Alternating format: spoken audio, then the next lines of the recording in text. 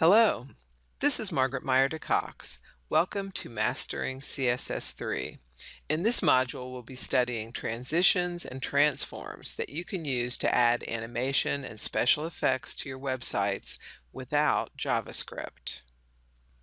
We're going to start with two-dimensional transforms. They're part of an editor's draft specification that was released in July of 2013.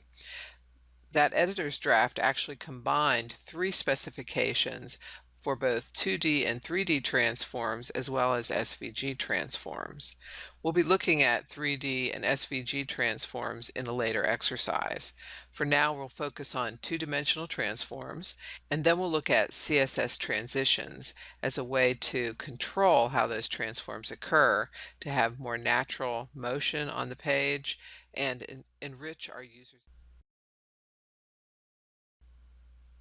We're going to be looking at a couple of different photo galleries as part of the samples in our demo files. This is from your demo files photo gallery 1, and I thought we'd take a look at the completed version before we look at the code and add some transforms to it. Ultimately, what we want to get to is a sliding scale of images across the bottom. As I mouse over, we get a nice animation with an enlargement of the image, and then we have a small JavaScript that's going to swap out the images for us. But what we want to focus on here are the actual transforms and later the translations that make this work. Okay, so let's take a look at the code. I have our first set of demo files open in a split screen with transforms underscore photo gallery 1.html.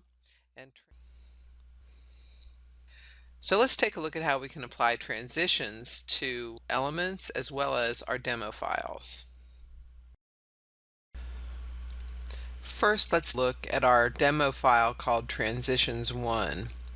In this file, I've got again my split screen, you can see that I have a box. It's got some rounded corners and a dashed border, and when I hover over it, I get a change in background color from red to blue. If you look at the actual code, in the HTML I simply have a div with the ID of box1 and that text inside. The CSS, which is in the same file, consists of some relatively straightforward code. First, for the div with the ID box1, I have the properties that set up the look and feel of the red box with the dashed outline.